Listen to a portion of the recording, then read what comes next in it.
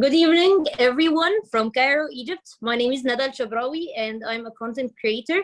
I'm also the digital marketing manager for Diwan bookstore. I'm so happy today to introduce you and to welcome you to the third event of our series of events for the Latin American Literature Week in a collaboration with the Latin American embassies in Egypt, in Cairo. Today, we will be talking to the renowned author, Chilean author, Lina Meruane, who's an author of many, many nonfiction books, and whose latest book, not latest, but like just before the last one, has been translated into Arabic, تعودي فلسطين, or Becoming Palestine, published by BECOMING. But before we start talking to Lina, I would like to welcome the Honorable Ambassador of Chile in Egypt, Ambassador Pablo Ariaria. Good evening to all friends and in Cairo and elsewhere that are watching this transmission tonight. I have the honor to introduce to you Lina Meruane, one of our greatest female writers in Chile today. Lina was born in Santiago in Chile in 1970. She is a descendant of Palestinian and Italian immigrants. She began her literary career as a short story writer and cultural journalist. In 1997, she received a writing grant from the National Fund for Cultural Development and the Arts of Chile to finish her book on short stories, Las Infantas, a book that received a very positive review from the writer Roberto Bolaño. She published the novels Póstuma and Cercada in the year 2000 before leaving for the United States to pursue her doctoral studies in Latin American literature at New York University. In the United States, she received a grant from the Guggenheim Foundation and another grant from the National Endowment for the Arts. And in 2011, she received the Anna Seger's Award on the following year. She won the 20th Premio Sor Juana Inés de la Cruz. Lina Meruane was a DAAD scholarship holder in Berlin, where she wrote her most recent novel, Sistema Nervioso. She is about to leave for a residency in Mexico to a 100 Years of Solitude house, where the renowned Colombian writer Gabriel Garcia Marquez wrote his famous novel. Her work, written in Spanish, has been translated into English, Italian, Portuguese, German, French, Croatian, and Arabic. Coat of Hand Press has recently published her chronicle Volverse Palestina, in which she travels through Santiago de Chile, New York and London, the occupied Palestinian territories, Berlin and Cairo. Lina Meruane currently teaches Latin American literature and cultures, as well as creative writing at New York University. Lina, welcome. I wanted to thank Ambassador Pablo Ariaran for this kind presentation and for the support of the embassy for the publication of my book. Of course, I want to very much thank Karam Youssef, the founder and editor of Kotobchen, who published my book, and of course Diwan bookstore. I am ever so grateful for this invitation, and Nada, a pleasure to be in conversation with you. It's always a pleasure to talk to you, and you're always welcome to talk. You know, you're our guest speaker, so you can talk. We can all mute ourselves. So I think we can start now. I prepared a lot of questions, but I think as we talk, we are going to bring more questions, and then the audience are welcome to send us whichever questions they want to ask of you. Okay, so let's start with easy questions. Like, it's not really easy, but okay, we'll try. So for Becoming Palestine, home is like the main theme of the book. Whether you looking for your home or searching for your home in Chile, or you're looking for your father's home, your family home in Palestine. When you were writing the book, were you trying to savor the concept of home, or to find it and establish it? I think it's a good question, right? Home, especially for those of us who live far, right, who have left home, which is a Palestinian thing, right? Edward Said used to say that Palestinians never seem to live at home, right, because they've been historically displaced. And this is the story of my grandparents who were displaced from Palestine back in the days of the Ottoman Empire. Because of a number of reasons. They were Christians, right? They were not well perceived by the Turks, and they were economically depressed. So eventually, a very, very large community moved down to Latin America, and particularly the Palestinian community moved down to Chile. So Chile today has the largest Palestinian community outside of the Arab world, which is very noticeable. It's maybe 800,000 people in a country of 18 million, approx. So the question of home for my grandfather was, of course, mixed, because he never could return to his home in Palestine because of the wars, because of the prohibitions under the mandate, the Palestinian mandate of the British, and then the foundation of Israel, and then the wars. So that was always painful to him. But then my father never wanted to return to this home because he had mixed feelings about the situation of having to ask permission to go into Palestine. I can talk more about what happened with my father after he read the book, right? But we can talk about that later, Nada. So I myself moved from Chile to the United States. So I have also been displaced, not for economic reasons, but to study and to live. And so the question of home and displacement, and particularly of returning home, right? And the impossibility of return, not only because sometimes laws impede that return, but also because where do you return to, right? And maybe the place you want to return to is kept in your mind, but the place has actually changed and doesn't feel like home any longer. So I actually sort of meditate on the question of homecoming, right? And the impossibility of homecoming in all these layers. And actually the book begins with a conversation I have with my own father, asking him to return to the town where he lived as a young man and where my grandparents lived. And what we find out is that it's all sort of in ruins, right? The home was closed, then got burned.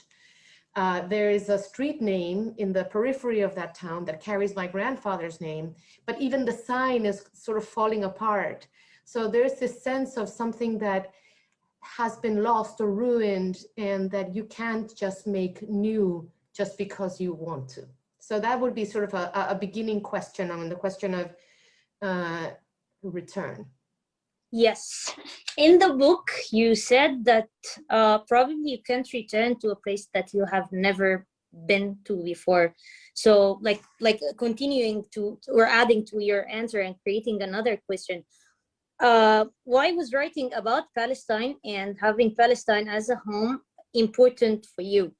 Like you had a long journey there based on returning to Palestine. Yes, and it has actually changed my life in many ways. But, you know, I didn't think of returning to Palestine. I didn't even think of traveling to Palestine for a very, very long time. Not because I didn't think of my Palestinian identity. It's just that my Palestinian identity was one of the parts of my identity. We're composed of many bits and pieces, right? So my Palestinianness was not a problem, and I felt more Chilean than anything else for a very, very long time. But once I decided I would go there for a number of reasons that are told in the narrative itself, I eventually decided to go to Palestine. And the funny thing is that a month before I actually took the trip, I was telling people that I was going to return to Palestine. And then I would find myself in this strange verb. Instead of saying I'm going to travel to, or I'm going to visit, I would say, I am returning to Palestine.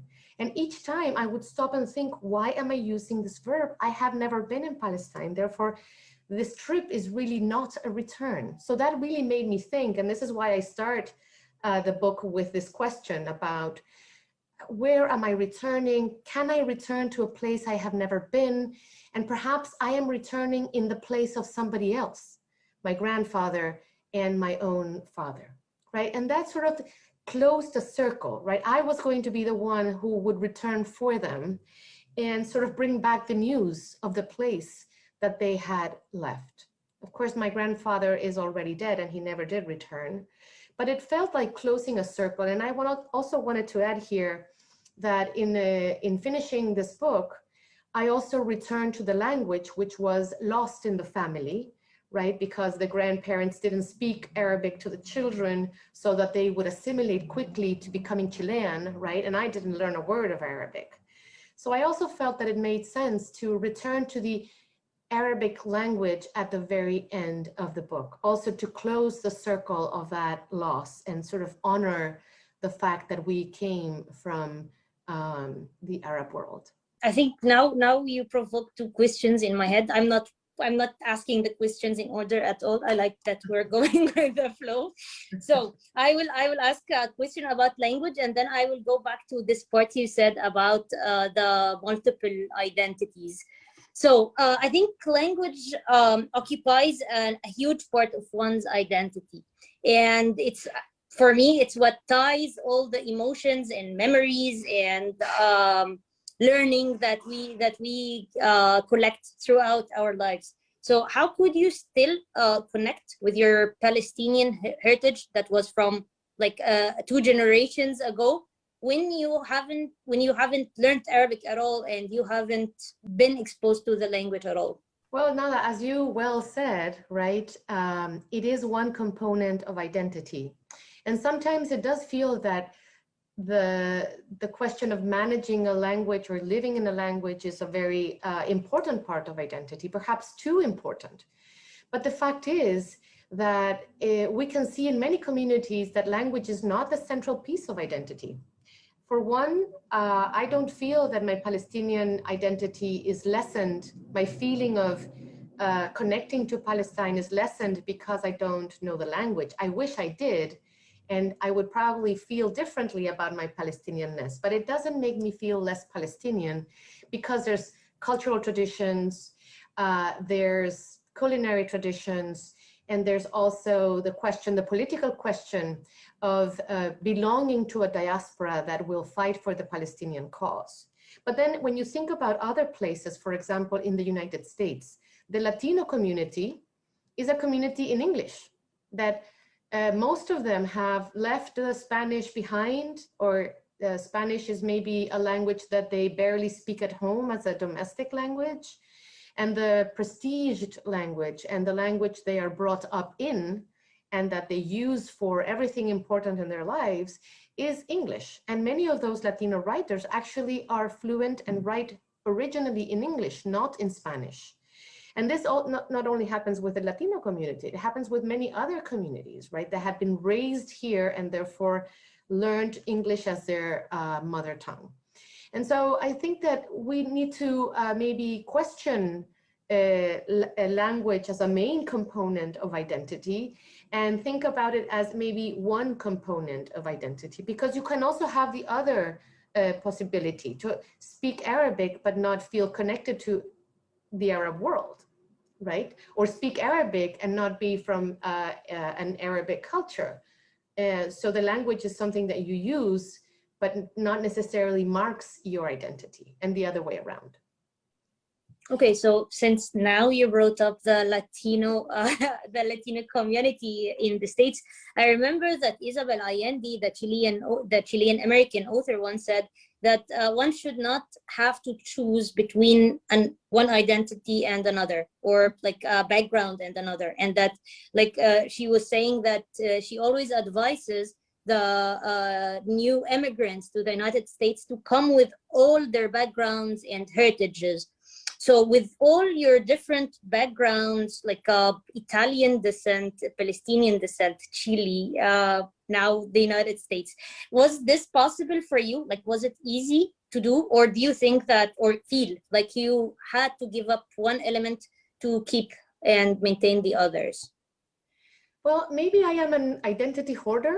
in the sense that I would have rather sort of accumulate, right, and live through my different identities. This is what makes me Lina Meruane, and this is what makes Nada, Nada, right?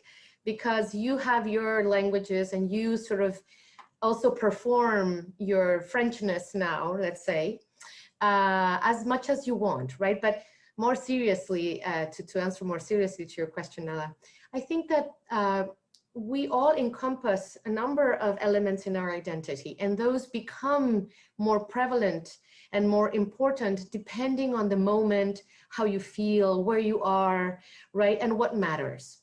So I feel always very, very Chilean, but but I can also engage in my New Yorkness or in my Palestinianness as much as I need. And for the case of Palestine, I feel very called to engage in my Palestinianness because there is a political problem over there. So it's not only the nostalgia of sort of coming back to an identity or making that identity more prevalent in me, it's also taking responsibility for a community that is being oppressed today. And we have a very close example in time. We're seeing this happen as we speak. And so I think that there's also that part, sort of the political Lina Meruane, who wants to think about Palestine and talk about Palestine, and not only in nostalgic or familiar terms, but also in political terms. Great. I told you when we talked last time that I was reading the book while everything was happening in like the demonstrations were like right next to my house, and the conflict was like really, really bad back there in Gaza.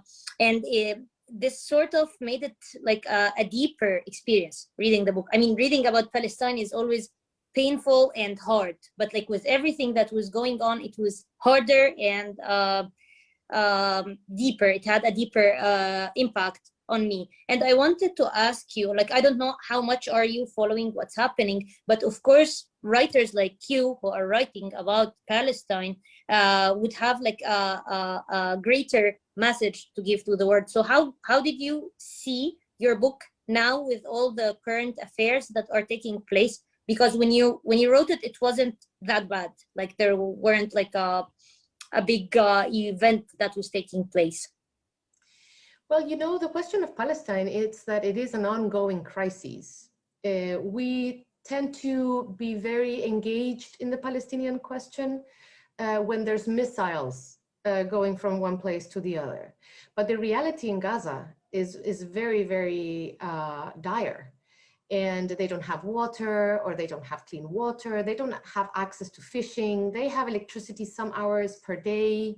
They don't have supplies, medical supplies. So the situation, and it's also like an open air prison, the largest in the world.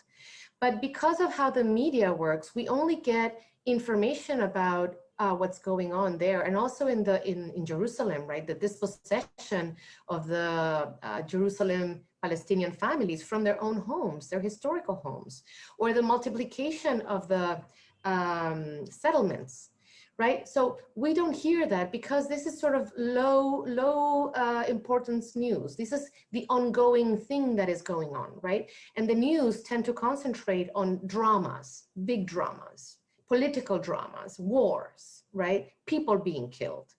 But the small sort of bit of this of the ongoing oppression is not news for the media. So we tend to forget, right? So I don't think of this book or of this writing as being more relevant at one time or the other.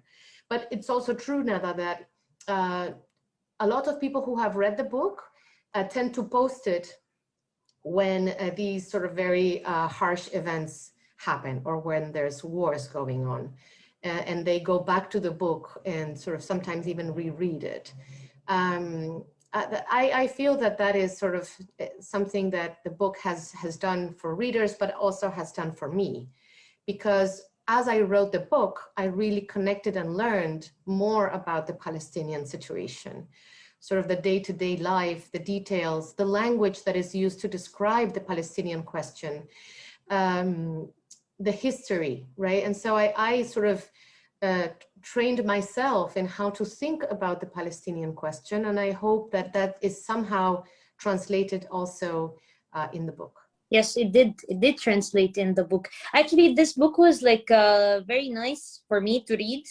Not only because like it was a great book, but also because, like you said, it didn't focus on the big dramas. Like there wasn't like a painful story that we needed to connect with, but we needed to connect with the mood, like how the day, like the life quotidien is in Palestine, which is not something that we can easily find in fiction books about Palestine. And that's why I wanted to ask you, when you decided to write, I mean, like when you decided to write this book, it was obviously an intimate, personal story. But have you thought about writing a story like fiction about Palestine, or do you want to stick to nonfiction and essays?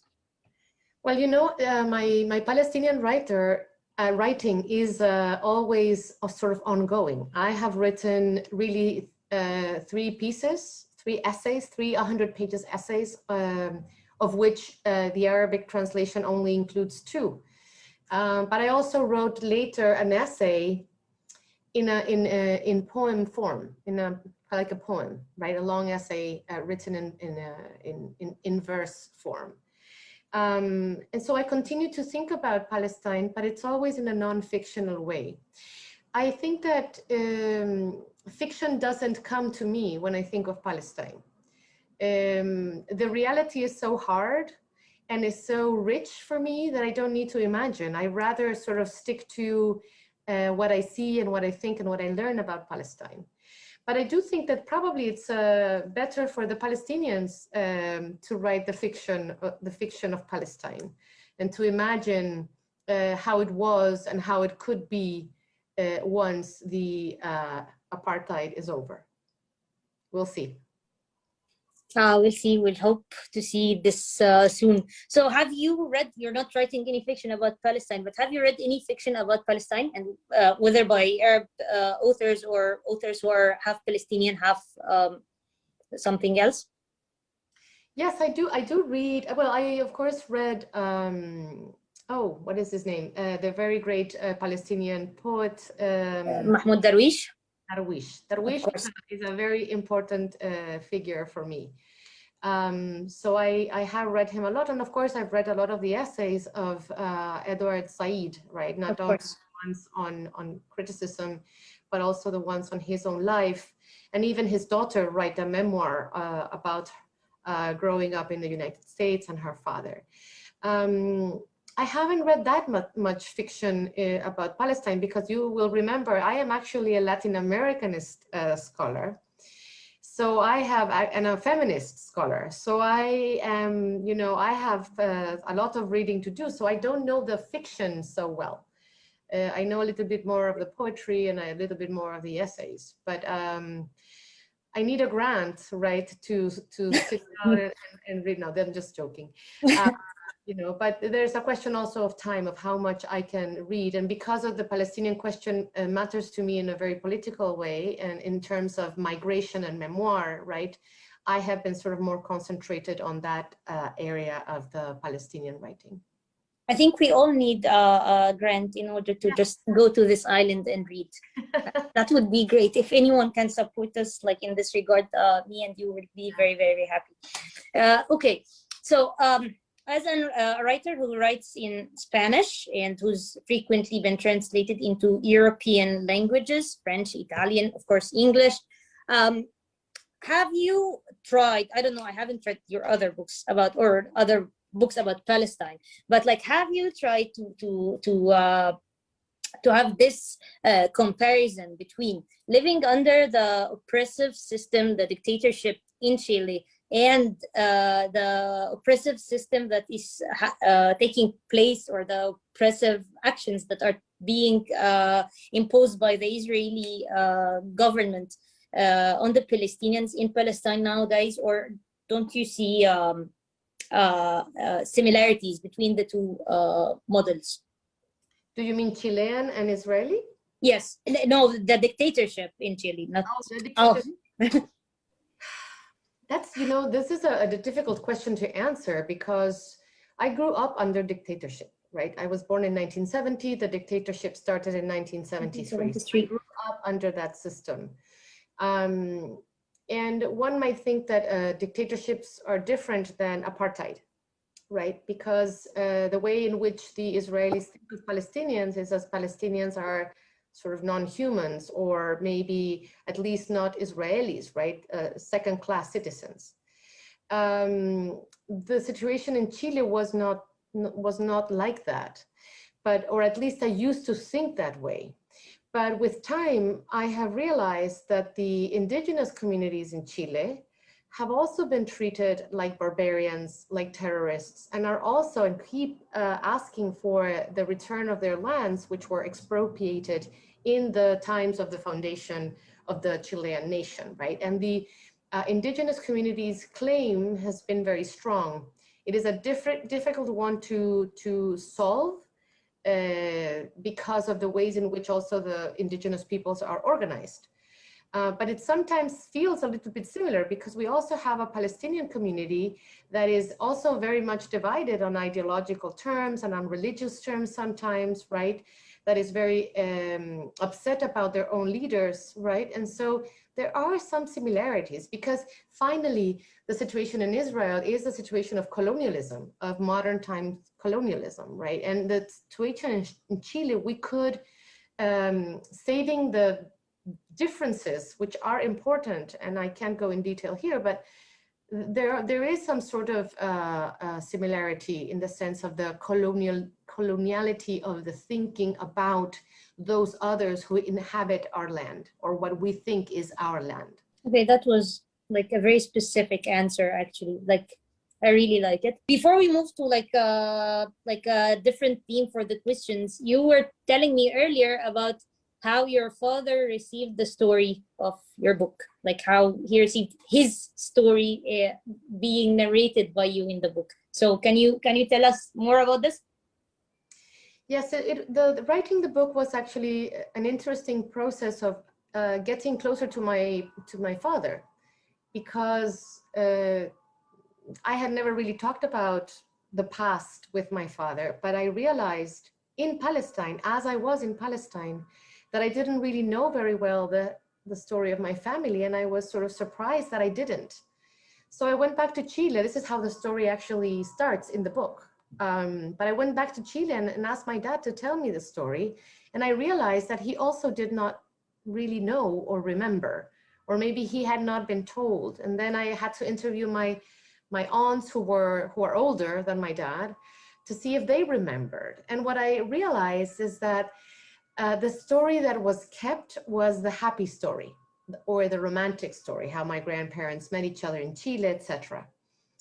But the sad parts had been forgotten, on purpose, right?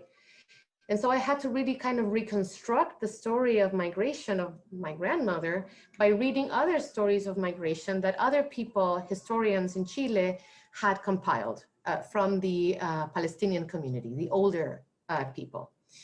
And so I wrote the book, and then had my father read the book after it was published. And I think he was very uncomfortable because he's a shy person. So he was sort of finding himself as an important character in my book, which was very odd. And so he read the book, and then he said, "Oh, didn't I tell you that your grandfather's name was not Salvador, but Isa?" And my mom almost fell from the chair because she didn't know after 50 years being together, right? "And did you know that your grandmother was called Milade and not Maria," right? And all these, so it was interesting to see how my own writing, coming from, in part from him, had activated his memory.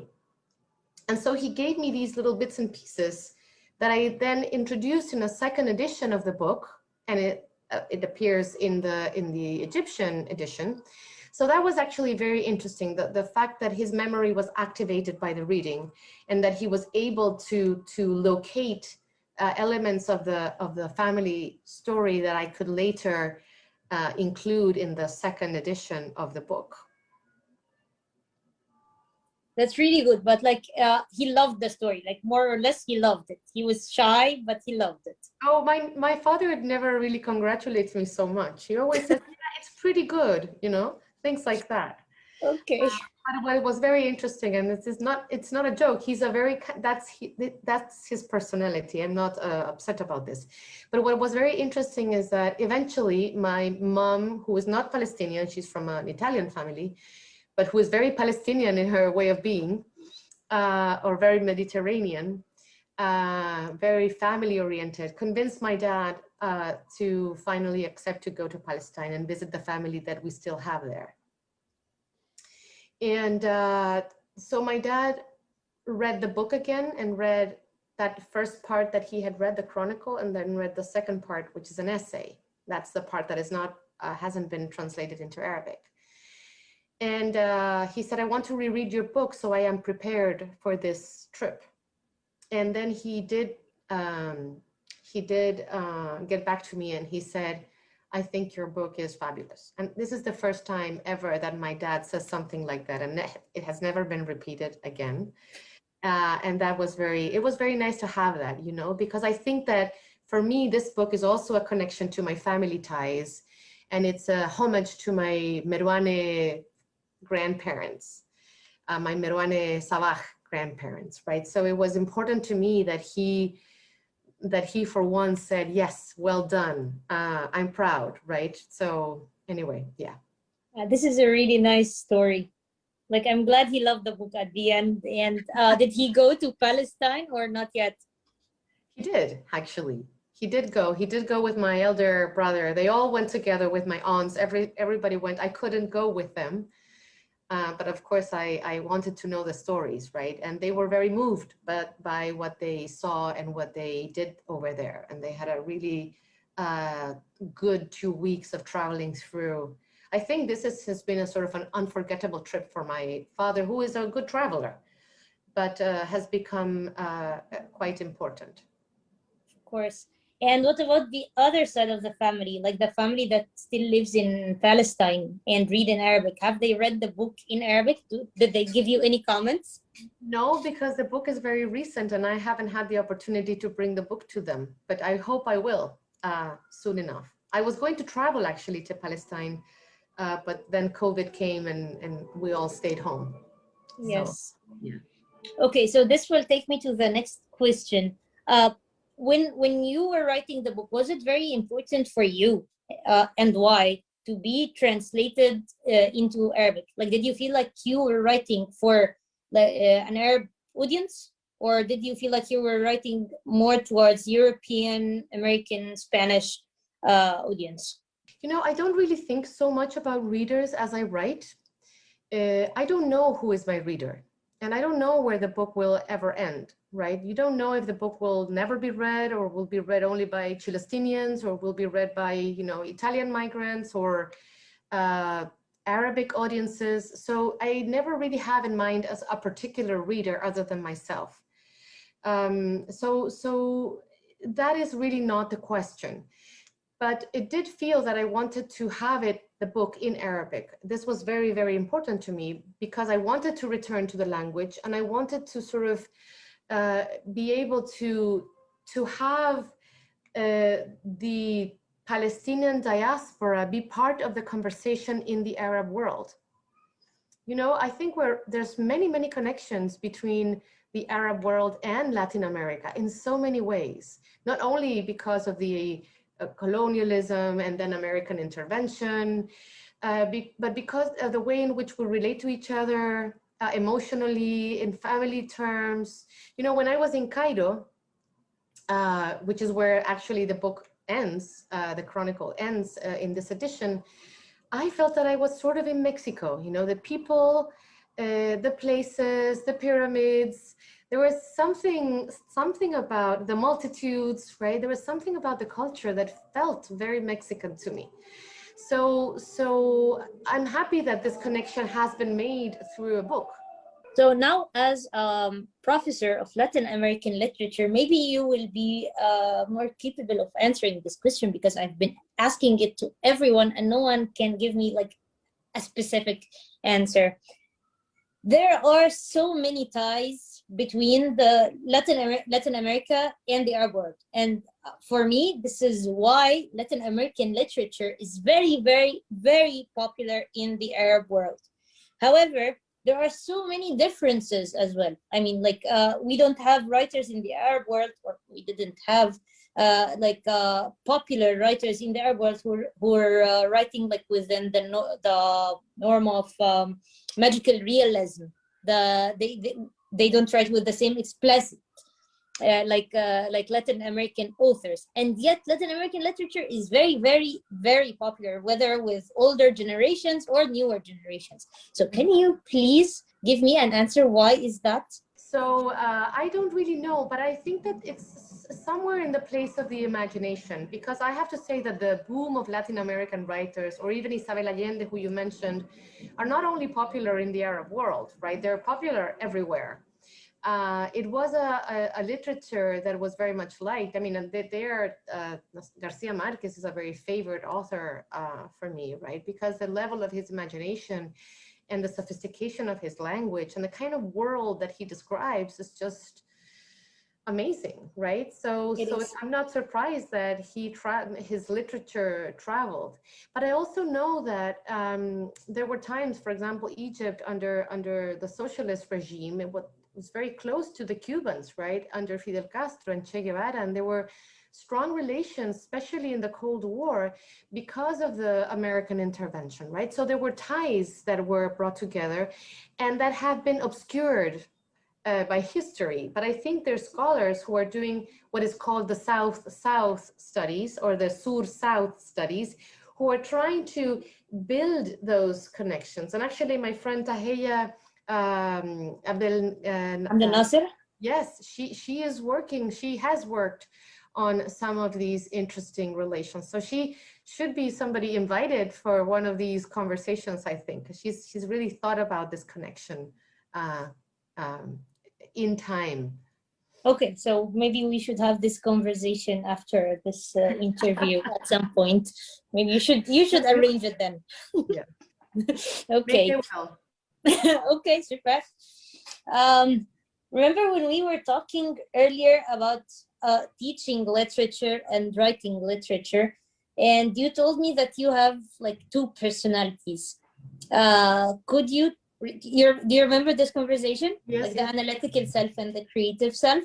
So I found this very intelligent, actually, because many people see that teaching, the discipline it takes to be a teacher, cannot go hand in hand with being a creative fiction writer. But actually, currently, we are seeing many examples of great authors who are teaching either creative writing or literature. But I mean, I like the way how you described it being like two personalities inside of you. So could you please tell the audience about this? Mm-hmm. Well, it used to be the reality of writers that they lived from writing in the media, right? But the media doesn't pay anymore. So I think that many writers have actually moved in the direction of teaching. And I personally, I have done a lot of the writing in the media because I used to be a journalist and I have that training. But I think that teaching what you love is the best way of being in connection to what you love, right? For me, literature and Latin American literature, which is the field that I know best, right? And I was telling you when we first met that I feel that when I am writing sort of scholarly pieces or more academic pieces, it's my academic mind that is exercising its muscles. But when I'm writing fiction, it's almost like somebody different who is exercising a different muscle. And I feel I'm a different person in the way that I approach my writing, in the way that I imagine, in the way that I almost fall into a sort of trance while writing. And I think that Seeing Red, which is a novel that is going to be translated this year, it's being translated and will be published this year in Arabic by Kotob sort of the velocity and the imagination of that novel, I think you can see how it's not so much thinking, but actually letting the writing flow. Becoming Palestine has a little bit of both. There is the thoughtful and the reflexive, but there's also the angered and the experiential and the emotional running through. And there's a particular moment in the text that I feel, which is the beginning when I started writing the book. It was because I was so upset about what happened in the airport as I tried to arrive to Israel and Palestine. And I was put into a small room and I was interrogated several times, right? And what came out of that moment in writing was not only how I felt and what was going on, but what I figured the Israeli police was thinking, right? And there is a sort of a fictional element there, what he's thinking, what the police is saying. When I answer, what is he imagining about me, right? And so there's moments in that text that really felt as I wrote, as if I was writing a novel, although it's all based on real events. And I was trying to keep close to the real, right? But there was another element, which was me imagining the possible situations that could happen. I told you I read Seeing Red, or maybe when we talked last time, I was reading it, but I finished it, of course, and I loved it. And like I'm very happy that it's coming out soon in Arabic, and I'm waiting for like the rest of your books, like the backlist, to be translated soon into a language that I read. So otherwise I will have to learn Spanish, and you see that I'm too busy with learning French at the moment, so I can't learn Spanish. But very also close. with, yeah, I mean, I would love to learn Spanish at some point, but like it will take like 2 years or something. So please be translated into Arabic as soon as possible. But regarding the topic of translation, I see, and also like anyone who read the book maybe have gotten this feeling that you developed a special relationship with your translator, like you met and you discussed stuff. And also when we talked last time, you told me about the conversations you had with Shadi as to how to describe or which terminologies to be used, because the differences between Spanish and Arabic. And I wanted you to tell like the audience who weren't with us when we were speaking last time about your relationship with like your Arabic translator and with your translators in general, especially with languages that you can read.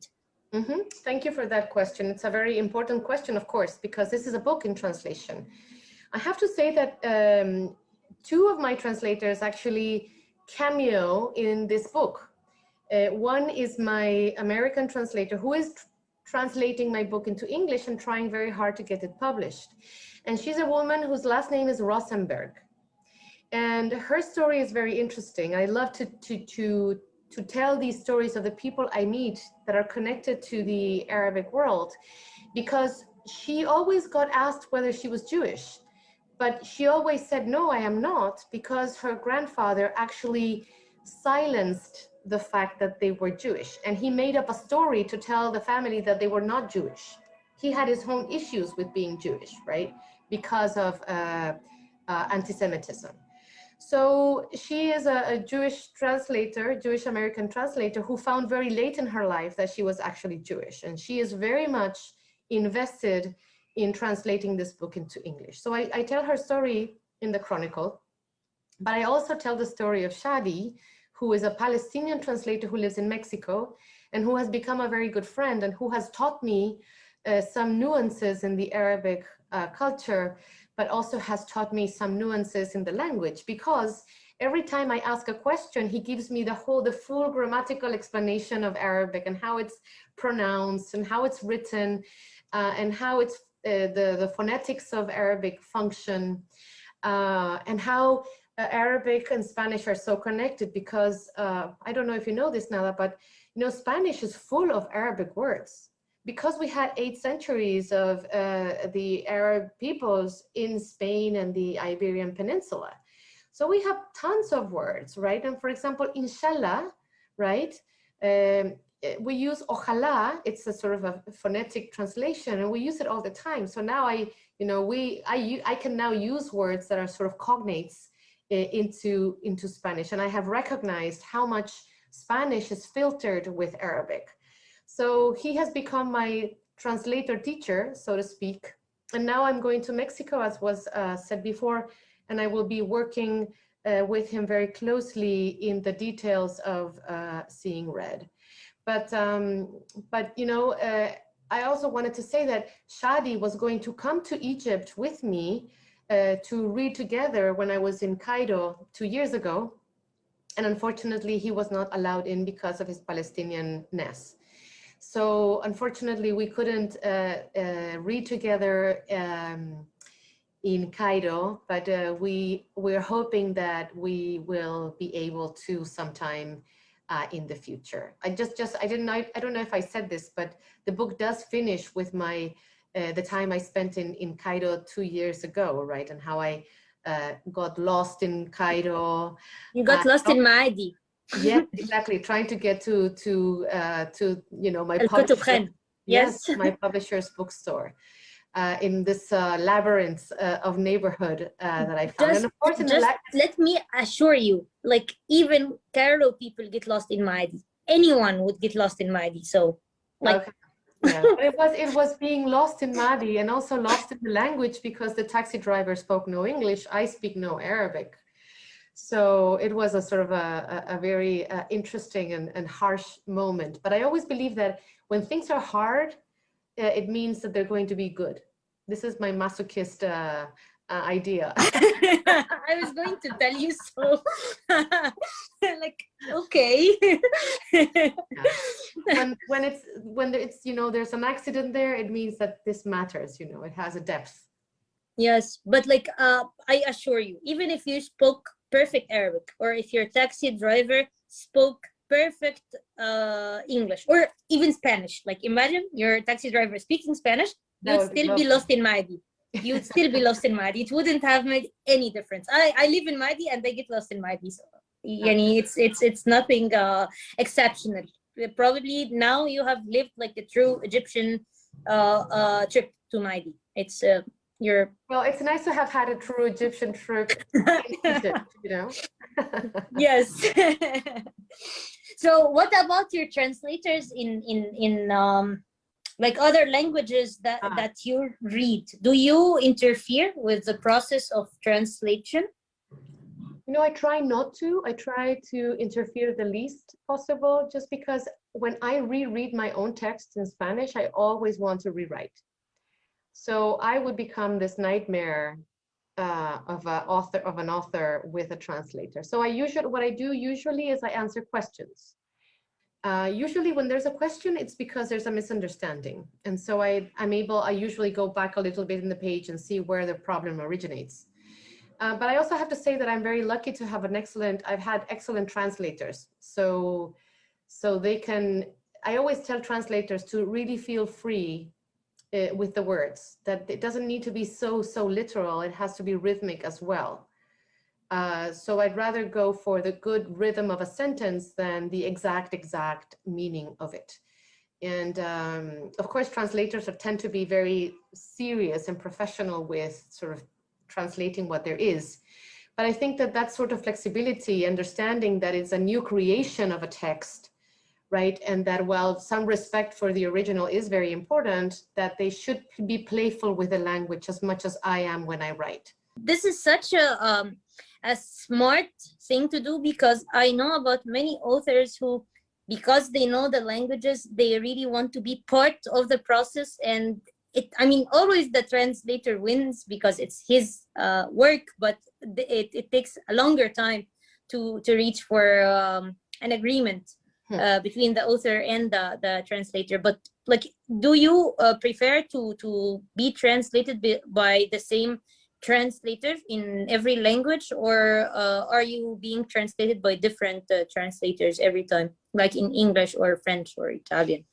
Well, each language has its own translator, and I would rather stick with a good translator in each language. I've been lucky with almost all languages, but I also have to say that in English, my fiction translator is one, and my nonfiction translator is a different one.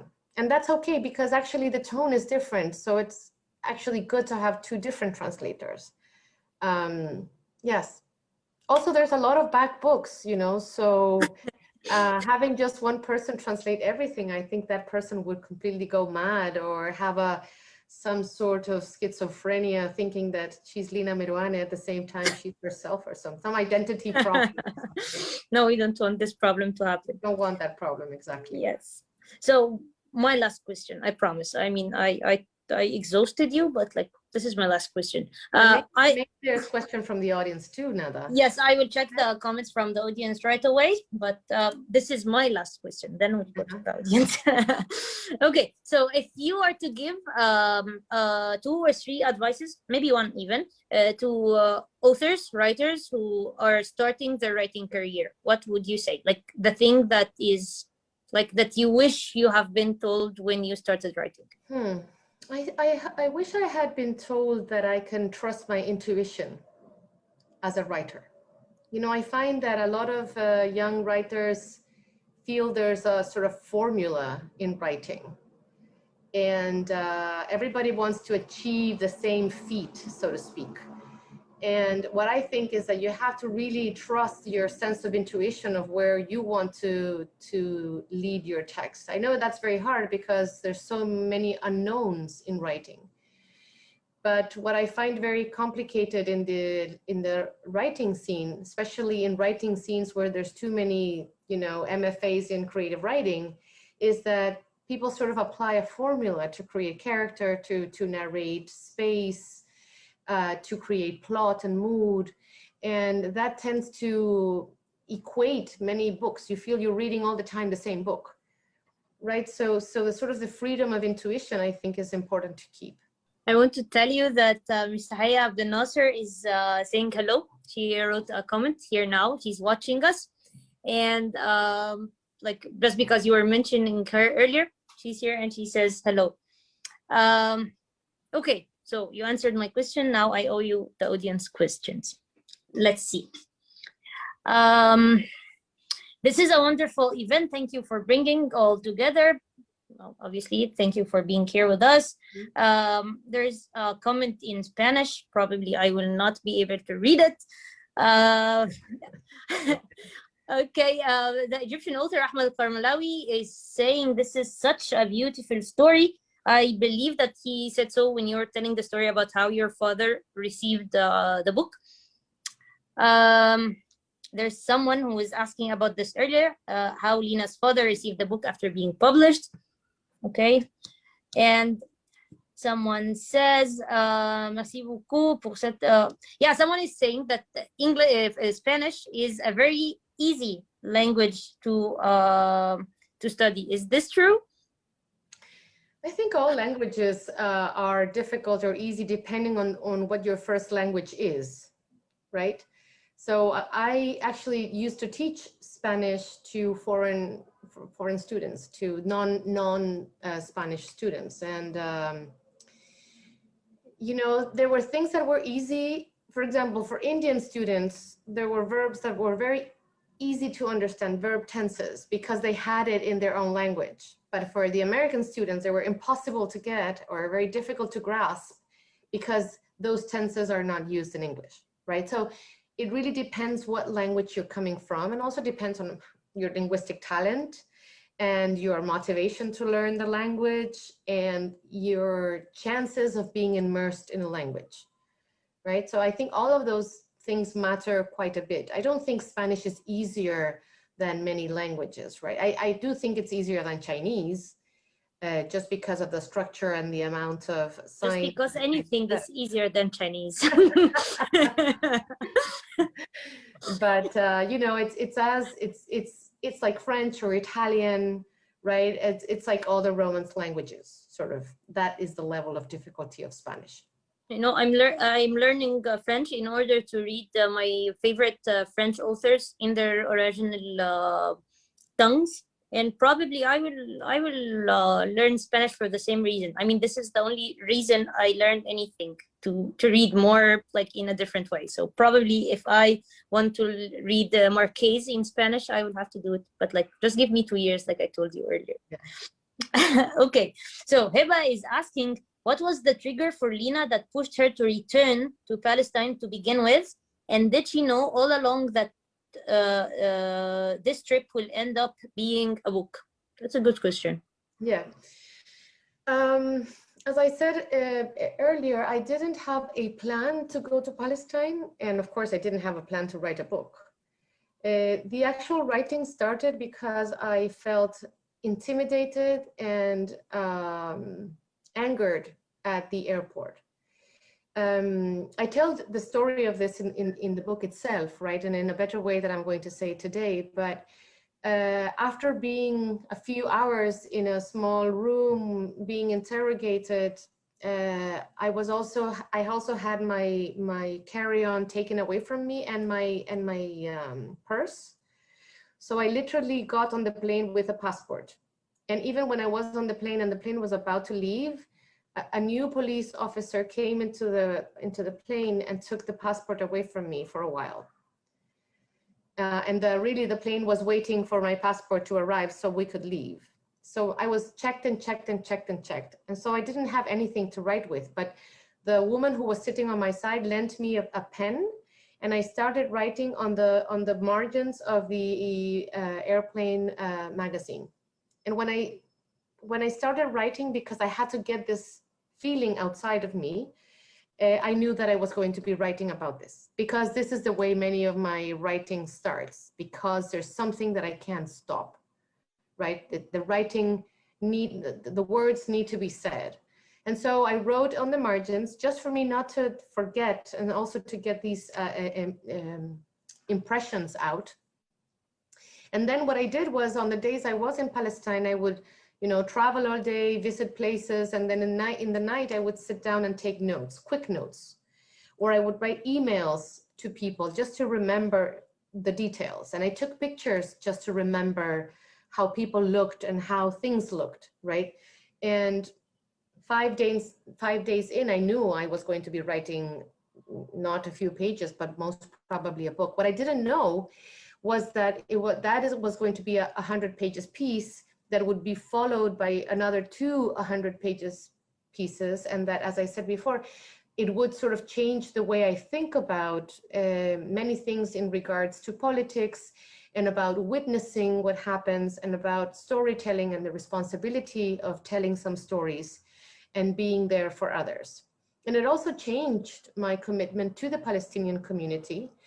But also, interestingly, the book made me part of the Chilean Palestinian community, where I wasn't known, because I left Chile when I was 30, and my family was not so connected to the very strong Palestinian community that went to the Arabic school, that joined the group of protests from the Universidad de Chile. So there were some instances, social clubs that we didn't belong to because they were too expensive, etc. So I hadn't been brought up in that community, but when the book was out, I was recognized as a member of the community, for better and worse, because it's also not a homogeneous community, and ideologically it's very diverse, and I can identify with some, but not with all. But still, so the book itself sort of also had an effect in my writerly life, and in the way I think about myself today. Okay, another question. Belonging and home, is there ever a definitive end to these questions / pursuit, in your opinion, Lina? No, I don't think so. I think we're very much made, there's so much that happens when we are in our first home with our family, right? And so there's so many impressions and experiences that mark our identities and our lives and the ways we see things. Of course, I don't want to be a determinist in the way that things can change, right? We can redo and rethink our experiences. But even for people who have not had the experience of a regular home, who have been displaced, who have never had the privilege of having a home, but actually have been moved from one place to the other, even in those people, I find that the question and the need of a home is very, very important and prevalent. So I think that homemaking and homecoming is a very vital experience for all human beings. I might be wrong, but that's my impression. I agree with you. Okay, we have a question from Dina Kabil.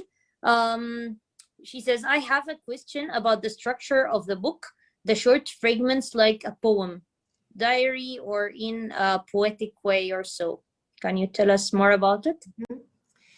You know, I wrote a novel, Seeing Red has that fragmentary structure, which is a structure that I have come to like very much because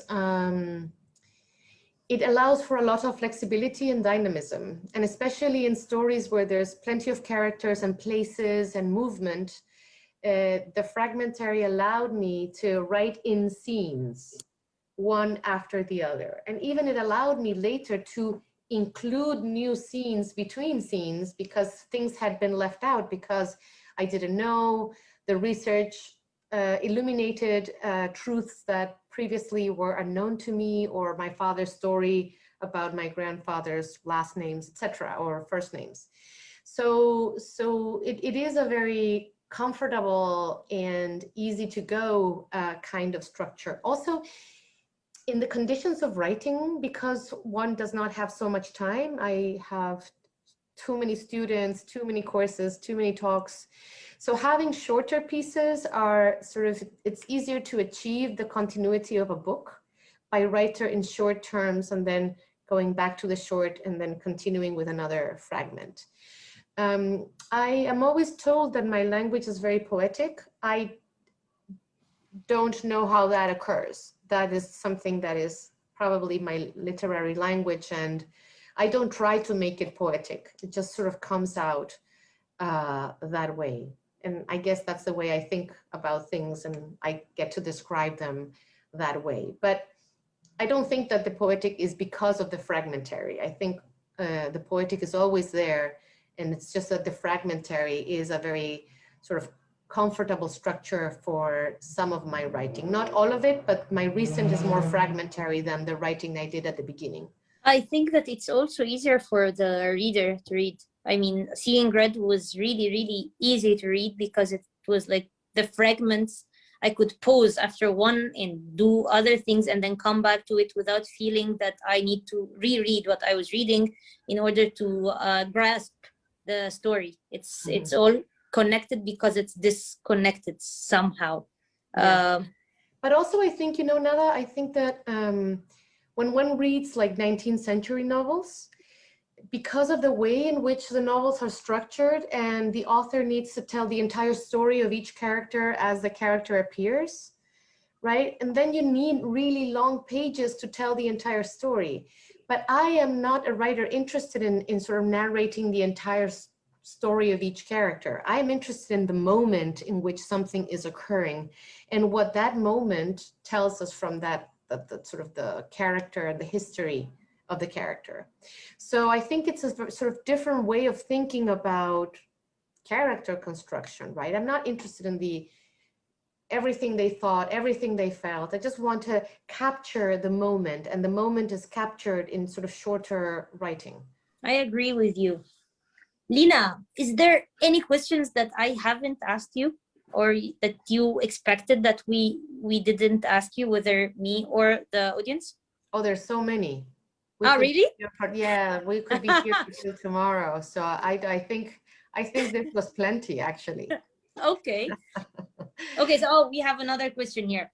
The translation of the title into Arabic is closer to the meaning of returning to be Palestine and not becoming Palestine. How are both words of the return and becoming are connected in this meaning? This is Layal, by the way. So this is thank you, Layal. This is Layal, our marketing manager, and who is in charge of all this Latin American literature. Yeah, you know, the title is, it's a difficult question because that languages give so much, right? And they give different things. So in Spanish, we use the same verb for return and become. We just use I don't know how to explain this in English, but it's sort of formulated in a different way, but the volver is to return, y volverse is to become. So you see just a little clitic there that is included. I'm not sure I'm saying this correctly. So that allowed for the word play. And I really wanted to have this verb dominate the title because it was about becoming and returning at the same time. And some languages, some Romance languages allow for that. But for example, English doesn't. It doesn't have the same verb. And I understand that Arabic doesn't. And so I would usually get the question, what is stronger? And I had to sort of choose. So I think I choose becoming because the book starts with returning. Returning is the first word in the book. So it's unfortunate that sometimes, you know, because of the way we think about realities, it's not described in the same way in different languages. So if you, when the book, I'm not going to say if, when the book is being translated into English, which title would you choose, return or become? No, become. Become. Become. Okay. Yeah, but you know, for example, with seeing red in Spanish, sangre en el ojo means also two things. It's the literal blood in the eye, but it's also anger. Right? Okay. So the expression works well with what happens to the protagonist who goes blind because of a blood hemorrhage. But she's also somebody who is carrying some sort of anger, and she's going to become somebody who is not so pleasant. And so I really love to find titles that work in two ways, in the literal and the figurative, or sort of in sort of two meanings of the same word. Are you open for, or are you flexible for like a change of the title if it helps or serves your purpose? Like I don't have a title, but I mean, I remember once that there was this novel, for instance, which in Arabic had a title that served both as a name and as a noun. But when it was being translated into English, they couldn't find an equivalent for the same word. I mean, the novel was Farag by Dr. Radu Ashur. And Farag, it might be like an unhappy exit of a problem, but it can also serve as a name. Actually, this is my grandfather's name, but in English there was no equivalent. Yeah. So I remember that they translated it, they ended up translating it Blue Lorries, which is like a completely different title, but which also served to tell a story and a significant story from the book, and also be interesting and mysterious, and people wouldn't understand what is a blue lorry. I mean, we Egyptian know what is a blue lorry, but like the English reader wouldn't know, so it would still be catchy. So, you know, it's always a discussion about titles, because sometimes, I mean, there's all kinds of editors too, and there's some who really want a very commercial title for a non-commercial book, right? And you don't want that, right? So you really need to make sure that even if the title is changed, the nuance, right, is there, that also the title has reveals something about the style of the book. Of course, you can also be a surrealist and do like Boris Vian and say autumn in Peking, and then in the novel there's no autumn, there's no Peking, there's no nothing, right? But that's not really my style of title. But anyway, but you know, I'm very flexible, and at the same time very strict with sort of respecting the essence of what I'm trying to do. And I also know that in foreign languages, I don't exactly know the resonances of those words. And so it usually comes with a conversation where the translator and I discuss the nuances, the meanings, the resonances, right, the style, etc. okay, we have one more question. Why the magical realism is always associated with writers who write in Spanish? I think he means like, even if there had been elements of magical realism in different languages, and yet they are not associated with the term, like as a Latin American professor. Yes, well, I guess this is because there was also a marketing operation around the boom, right? They were all published by the same publisher in Spain. It was given a name, right? And that name distinguished a number of writers who wrote using some of the characteristics of magic realism. And what happens when there's sort of the market confabulation, right, is that not only authors from other places get sort of excluded or made invisible, but also even in the case of the boom, female writers get excluded from that, right? So it's a sort of a very well thought of marketing operation.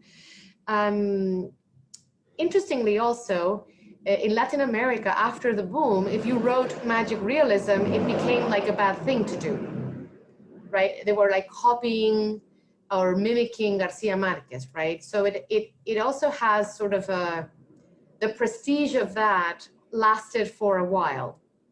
And now it's not prestigious anymore to write in that way. It's sort of trying to copy somebody else's talent. But I think it's very much about that, of course. Okay, I think we're good. Okay, so now you have fans waiting for you to see you in Al-Kutub Khan to get your signature. Like Marwan literally said that he's waiting for you there to get the signature for both and تعودي Palestine, becoming Palestine. No, he said I will go like as soon as I can to Al-Kutub Khan, and I will be waiting for Lina. But I'm sure he's not going to wait until next year. I'm sure he will go. He will need to change. Worried that he thought I was at Kutub Khan or something like that. Al-Kutub Khan would be happy that we sent a reader so eager. Okay, Lina, I can't thank you enough for this beautiful interview. Like I was really amused by talking to you and listening to you as always. And I will ask you to say one last thing, and then I will have to like end this amazing night. Do you like say whatever you want to say to your audience? Well, first of all, Nada, I want to thank you for the thoughtful questions and the sense of humor. You made this a really fun conversation, dynamic conversation. And I also want to thank the viewers today. And if this gets taped, recorded, captioned, I'm also thanking the audience of the future for being with us and spending a while listening to our thoughts about Palestine and so many other things. Thank you, Lina.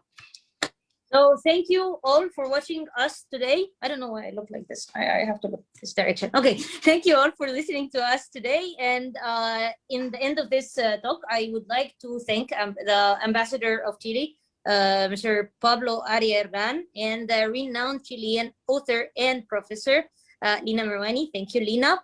And I would like to thank our audience for joining us and sharing their reflections and very interesting questions with us, and who participated with us in the Latin American Literature Week. Thank you all and have a great night.